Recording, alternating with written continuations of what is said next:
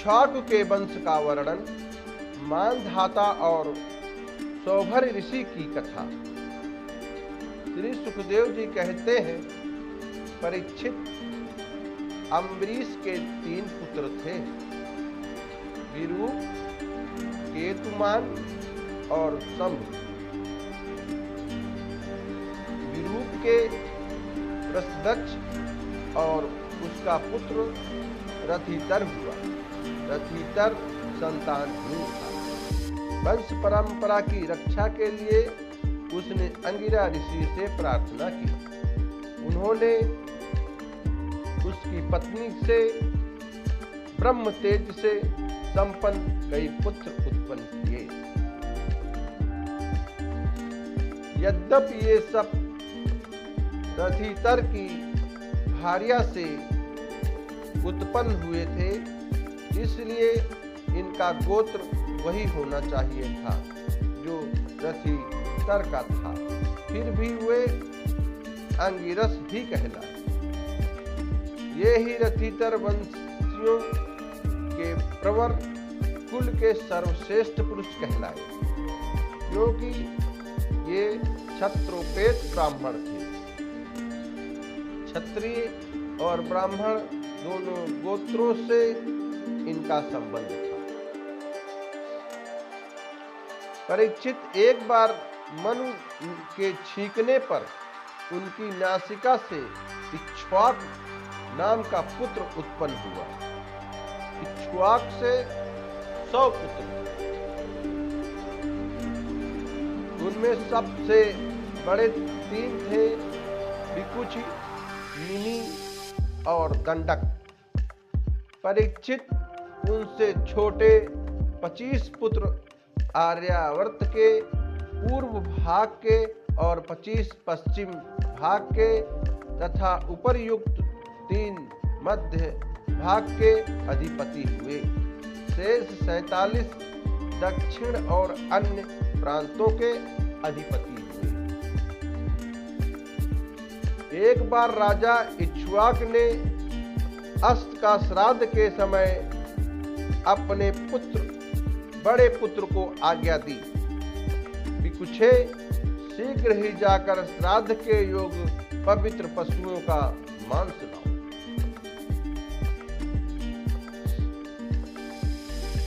विकुच ने कहा, बहुत अच्छा कहकर वन की यात्रा की। वहां उसने श्राद्ध के योग्य बहुत से पशुओं का शिकार किया। वह थक गया तो गया ही था, भूख भी लग आई थी, इसलिए वह यह बात भूल गया कि श्राद्ध के लिए मरे हुए पशु को स्वयं न खाना चाहिए। उसने एक खरगोश खा लिया।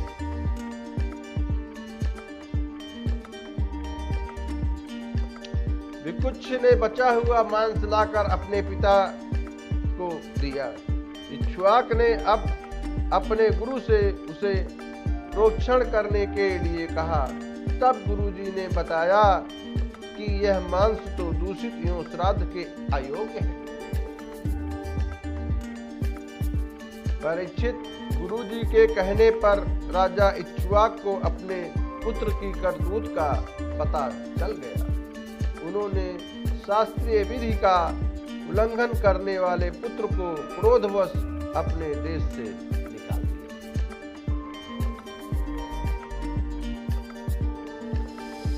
तदनंतर राजा इक्ष्वाक ने अपने गुरुदेव वशिष्ठ से ज्ञान विषयक चर्चा की।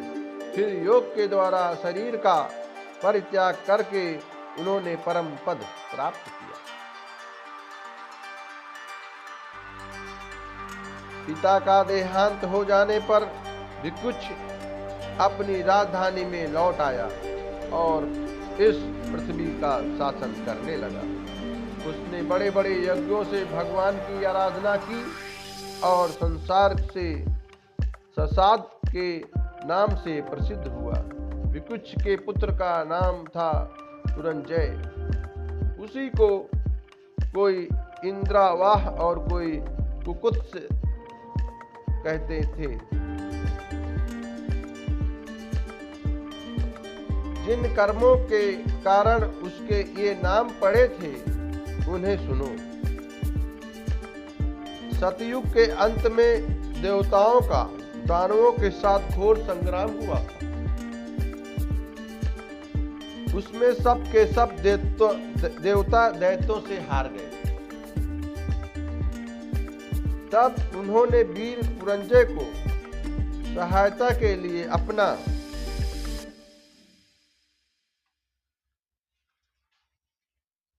मित्र बनाया। पुरंजय ने कहा कि यदि देवराज इंद्र मेरे वाहन बने तो मैं युद्ध कर सकता हूं।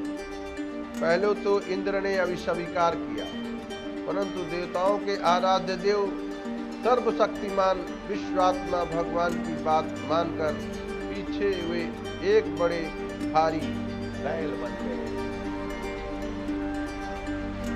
सर्वअंतर्यामी भगवान विष्णु ने अपनी शक्ति से पुरंजय को धर दिया। उन्होंने कवच पहनकर दिव्य धनुष और तीखे बाण ग्रहण किए। इसके बाद बैल पर चढ़कर वे उसके कुकुद डील के पास बैठ गए। जब इस प्रकार वे युद्ध के लिए तत्पर हुए तब देवता उनकी स्तुति करने लगे। देवताओं को साथ लेकर उन्होंने पश्चिम की ओर से दैत्यों का नगर घेर लिया। वीर पुरंजय का दैत्यों के साथ अत्यंत रोमांचकारी घोर संग्राम हुआ। युद्ध में जो दैत्य उनके सामने आए, पुरंजन के बाणों के द्वारा उन्हें यमराज के हवाले कर दिया। उनके बाणों की वर्षा क्या थी, प्रलय काल की धधकती हुई आग थी। जो भी उसके सामने आता छिन्न भिन्न हो जाता। दैत्यों का साहस जाता रहा। वे रणभूमि छोड़कर अपने अपने घरों में घुस गए। पुरंजय ने उनका नगर, धन और ऐश्वर्य सब कुछ जीतकर इंद्र को दे दिया।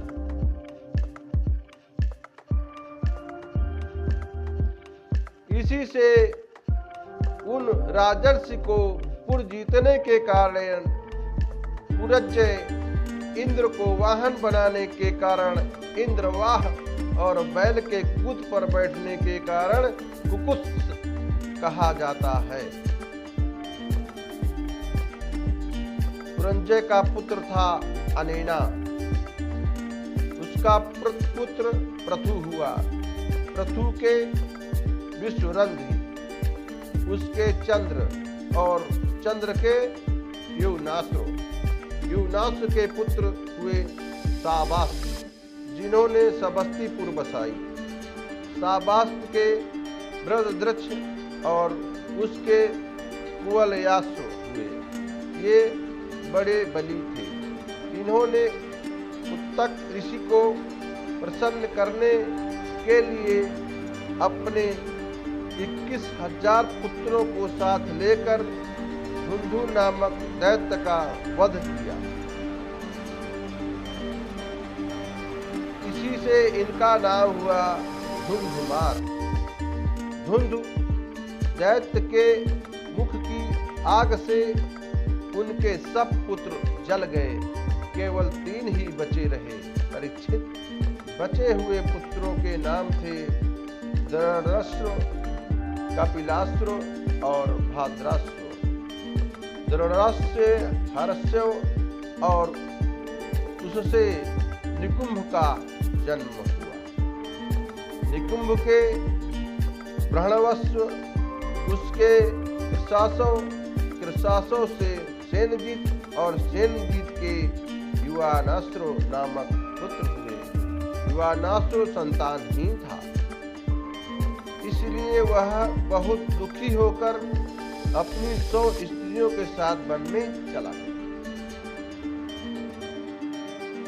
वहां ऋषियों ने बड़ी कृपा करके युवनासुर के पुत्र प्राप्ति के लिए बड़ी एकाग्रता के साथ इंद्र देवता का यज्ञ कराया। एक दिन राजा युवनासुर को रात्रि के समय बड़ी प्यास लगी। वो यज्ञशाला में गया, किंतु वहां देखा कि ऋषि लोग तो सो रहे हैं। तब जल मिलने का और कोई उपाय न देख उसने वह मंत्र से अभिमंत्रित जल ही पी लिया। परीक्षित, जब प्रातः काल ऋषि लोग सोकर उठे और उन्होंने देखा कि कलश में तो जल ही नहीं है, तब उन लोगों ने पूछा कि यह किसका काम है।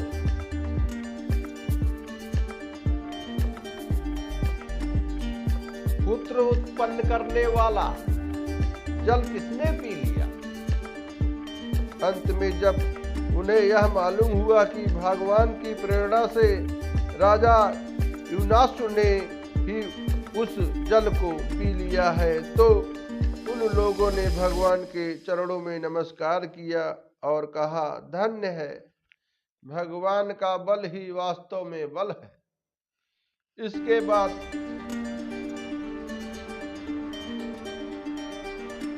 प्रसव का समय आने पर युवनासुर की दाहिनी कोख फाड़कर उसके एक चक्रवर्ती पुत्र उत्पन्न हुआ।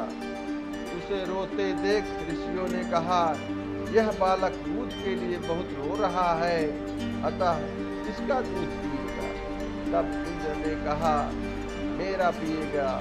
माता धाता, बेटा तू रो मत। यह कहकर इंद्र ने अपनी तर्जनी अंगुली उसके मुंह में डाल दी।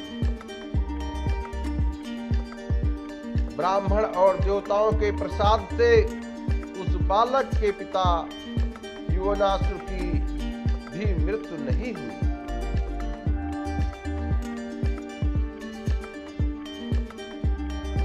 वह वहीं तपस्या करके मुक्त हो गया। परीक्षित, इंद्र ने उस बालक का नाम रखा त्रयदृष्टु, क्योंकि रावण आदि 10 लुटेरे उससे उद्विग्न एवं भयभीत रहते थे। युवनासुर के पुत्र मानधाता त्रयोदस्यु चक्रवर्ती राजा हुए। भगवान के तेज से तेजस्वी होकर उन्होंने अकेले ही 7 द्वीप पृथ्वी का शासन किया। वे यद्यपि आत्मज्ञानी थे, उन्हें कर्मकांड की कोई विशेष आवश्यकता नहीं थी, फिर भी उन्होंने बड़ी बड़ी दक्षिणा वाले यज्ञों से उन यज्ञ स्वरूप प्रभु की आराधना की, जो स्वयं प्रकाश सर्वदेव स्वरूप सर्व आत्माओं इंद्रियातीत है। भगवान के अतिरिक्त और है ही क्या। यज्ञ की सामग्री, मंत्र, विधि विधान, यज्ञ, यजमान, ऋतुज, धर्म, देश और काल, यह सब का सब भगवान का ही स्वरूप तो है। परीक्षित, जहां से सूर्य का उदय होता है और जहां वे अस्त होते हैं, वह सारा का सारा भूभाग युवनासुर के पुत्र मानधाता के ही अधिकार में था। राजा मानधाता की पत्नी शशबिंदु की पुत्री बिंदुमती थी।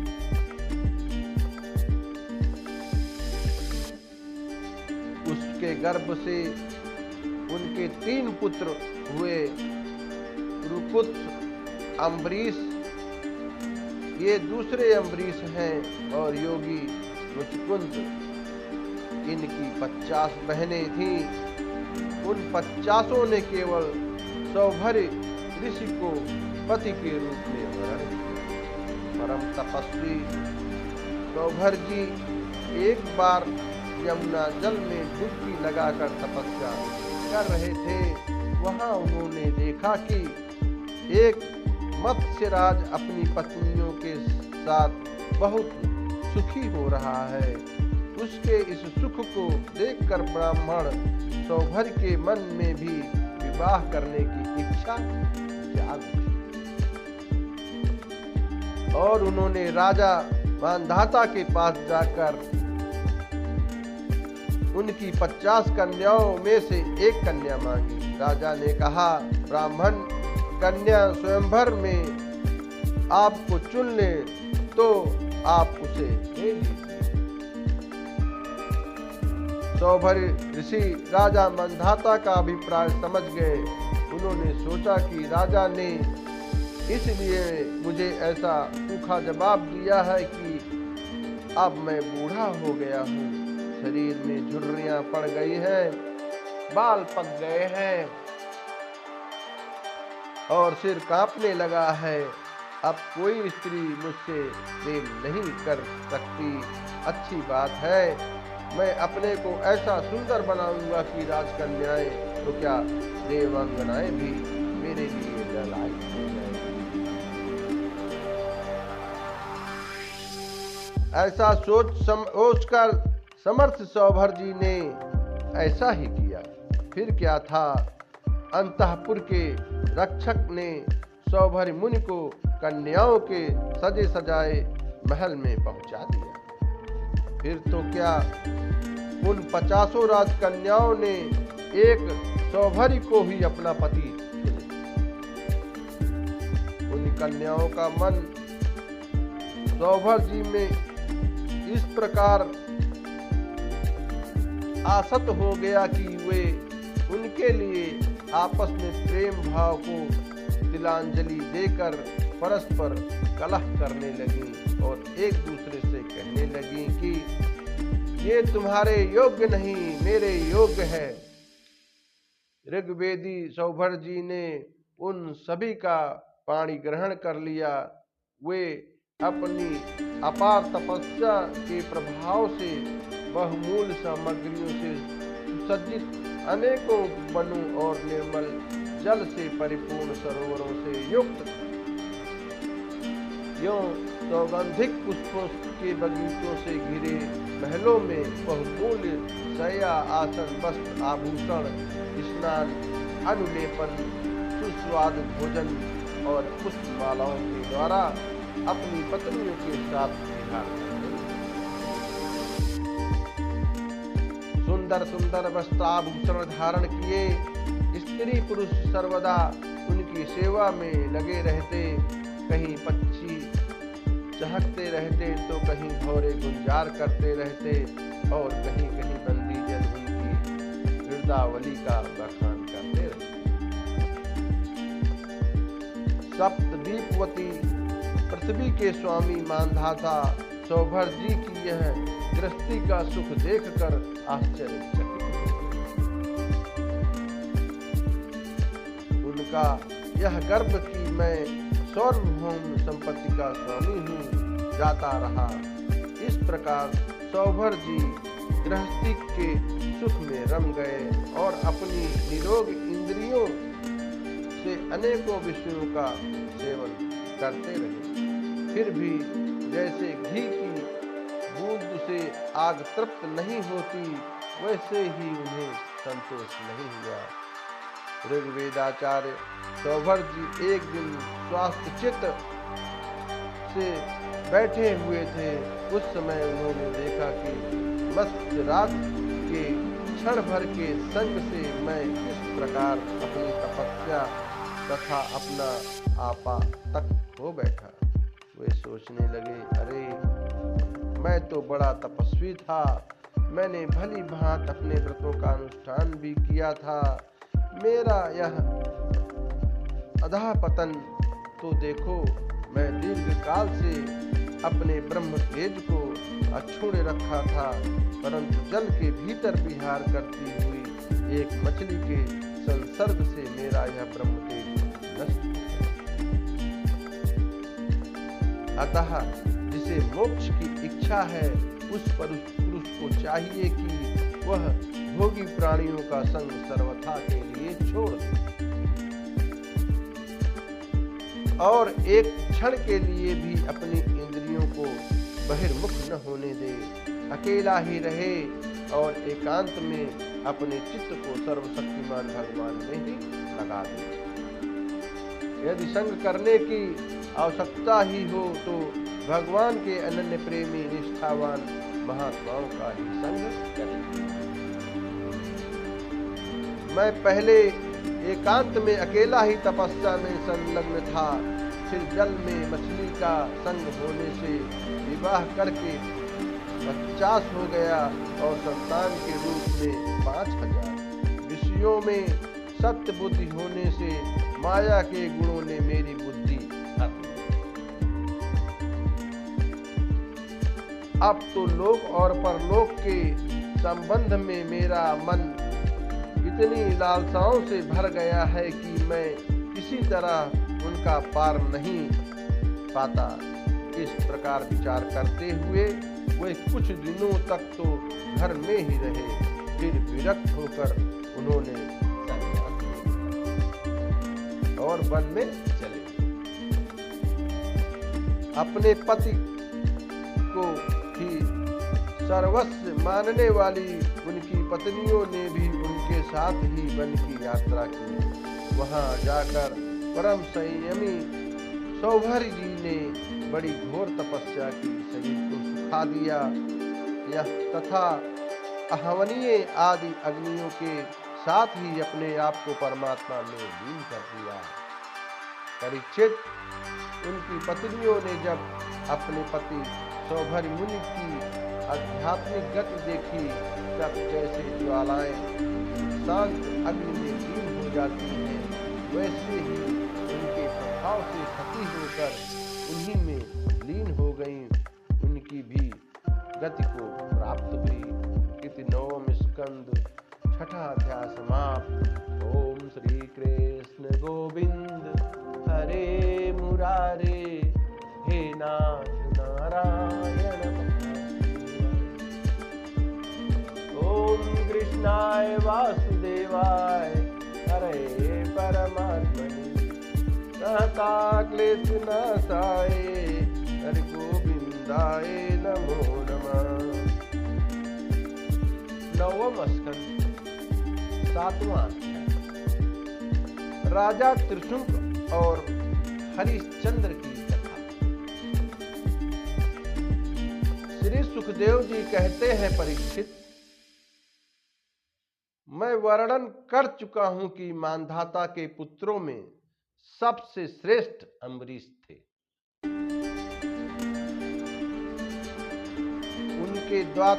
उनके दादा युवनाश्रों ने उन्हें पुत्र रूप में स्वीकार कर लिया। उनका पुत्र हुआ यवनाश्रो और यवनाश्रो का हारित। मांधाता के वंश में ये 3 अवान्तर गोत्रों के प्रवर्तक हुए। नागों ने अपनी बहन नर्मदा का विवाह पुरुपुत्र से कर दिया। नागराज वासुकी की आज्ञा से नर्मदा अपने पति को रसातल में ले गई। वहां भगवान की शक्ति से संपन्न होकर पुरुपुत्र ने वध करने योग्य गंधर्वों को मार डाला। इस पर नागराज ने प्रसन्न होकर पुरुपुत्र को वर दिया कि जो इस प्रसंग का स्मरण करेगा वह सर्पों से निर्भय हो जाएगा। राजा पुरुपुत्र का पुत्र प्रसदसु था। उसके पुत्र हुए अनरण्य। अनरण्य के हर्षव्य, उसके अरुण और अरुण के प्रियबंधन हुए। प्रियबंधन के पुत्र सत्यव्रत हुए। यही सत्यव्रत त्रिशंक के नाम से विख्यात हुए। यद्यपि त्रिशंक अपने पिता और गुरु के शाप से चांडाल हो गए थे, परंतु विश्वामित्र के प्रभाव से वे सशरीर स्वर्ग में चले गए। देवताओं ने उन्हें वहां से ढकेल दिया और वे नीचे को सिर किए हुए गिर पड़े, परंतु विश्वामित्र ने अपने तपोबल से उन्हें आकाश में स्थिर कर दिया। वे अब भी आकाश में लटके हुए दिखते हैं। त्रिशंकु के पुत्र थे हरिश्चंद्र। उनके लिए विश्वामित्र और वशिष्ठ एक दूसरे को शाप देकर पक्षी हो गए और बहुत वर्षों तक लड़ते रहे। हरिश्चंद्र के कोई संतान न थी, इससे वे बहुत उदास रहा करते थे। नारद के उपदेश से वे वरुण देवता की शरण में गए और उनसे प्रार्थना की, प्रभु मुझे पुत्र प्राप्त हो। महाराज, यदि मेरे वीर पुत्र होगा तो मैं उसी से आपका यजन करूंगा। वरुण ने कहा, ठीक है। तब वरुण की कृपा से हरिश्चंद्र के रोहित नाम का पुत्र होते ही वरुण ने आकर कहा, हरिश्चंद्र तुम्हें पुत्र प्राप्त हो गया, अब इसके द्वारा मेरा यज्ञ करो। हरिश्चंद्र ने कहा, जब आपका यह यज्ञ पशु रोहित 10 दिन से अधिक का हो जाएगा तब यज्ञ के योग्य होगा। 10 दिन बीतने पर वरुण ने आकर फिर कहा, अब मेरा यज्ञ करो। हरिश्चंद्र ने कहा, जब आपके यज्ञ पशु के मुख में दांत निकल आएंगे तब यह यज्ञ के योग्य होगा। दांत उग आने पर वरुण ने कहा, अब इसके दांत निकल आए, मेरा यज्ञ करो। हरिश्चंद्र ने कहा, जब इसके दूध के दांत गिर जाएंगे तब यह यज्ञ के योग्य होगा। दूध के दांत गिर जाने पर वरुण ने कहा, अब इस यज्ञ पशु के दांत गिर गए, मेरा यज्ञ करो। हरिश्चंद्र ने कहा, जब इसके दोबारा दांत निकलेंगे आएंगे तब यह पशु यज्ञ के योग्य हो जाएगा। दांतों के फिर आने पर वरुण ने कहा, अब मेरा यज्ञ करो। हरिश्चंद्र ने कहा, वरुण महाराज, क्षत्रिय पशु तब यज्ञ के योग्य होता है जब वह कवच धारण करने लगे। परीक्षित, इस प्रकार राजा हरिश्चंद्र पुत्र के प्रेम से हीला हवाला करके समय टालते रहे। इसका कारण यह था कि पुत्र स्नेह की फांसी ने उनके हृदय को जकड़ लिया। वे जो समय बीतते वरुण देवता उसकी बाट देखते। जब रोहित को इस बात का पता चला कि पिताजी तो मेरा बलिदान करना चाहते हैं, तब वह अपने प्राणों की रक्षा के लिए हाथ में धनुष लेकर वन में चला गया। कुछ दिन के बाद उसे मालूम हुआ कि वरुण देवता ने रुष्ट होकर मेरे पिताजी पर आक्रमण किया है, जिसके कारण वे मरोदर रोग से पीड़ित हो रहे हैं। तब रोहित अपने नगर की ओर चल पड़ा, परंतु इंद्र ने आकर उसे रोक दिया। उन्होंने कहा, बेटा रोहित, यज्ञ पशु बनकर मरने की अपेक्षा तो पवित्र तीर्थ और क्षेत्रों का सेवन करते हुए पृथ्वी में विचरना ही। इंद्र की बात मानकर वह 1 वर्ष तक और वन में ही रहा। इसी प्रकार दूसरे, तीसरे, चौथे और 5वें वर्ष भी रोहित ने अपने पिता के पास जाने का विचार किया, परंतु बूढ़े ब्राह्मण का वेश धारण कर हर बार इंद्र आते और उसे रोक देते।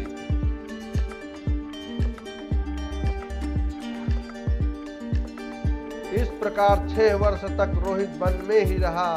7वें वर्ष जब वह अपने नगर को लौटने लगा, तब उसने अजिगर्त से उनके मझले पुत्र सुनहसेप को मोल ले लिया और उसे यज्ञ पशु बनाने के लिए अपने पिता को सौंपकर उनके चरणों में नमस्कार किया।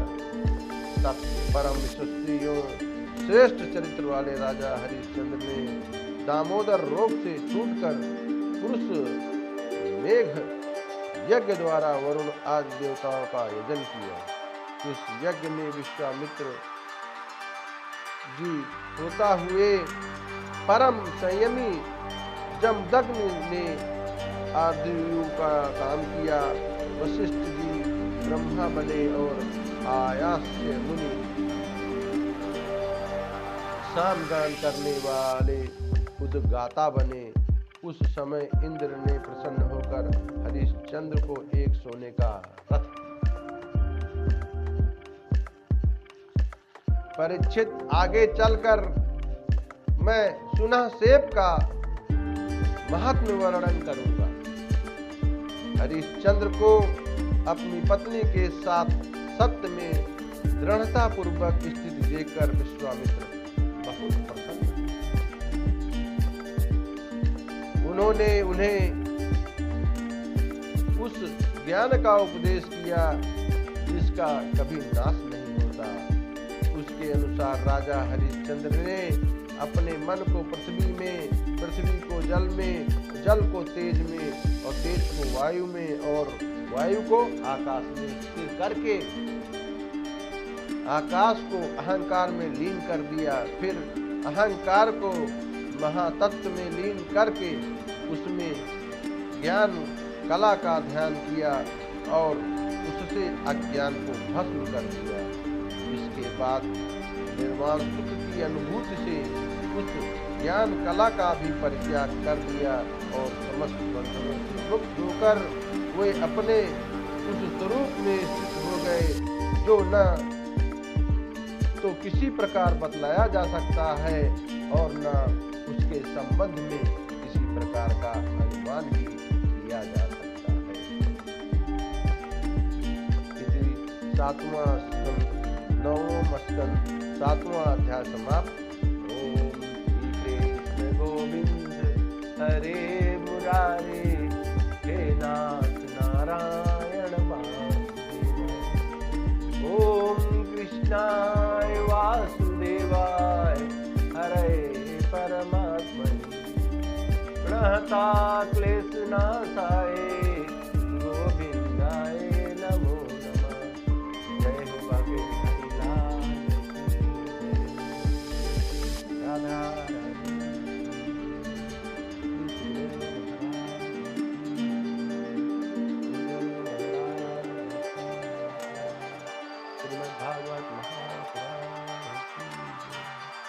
जय जय श्री राधे।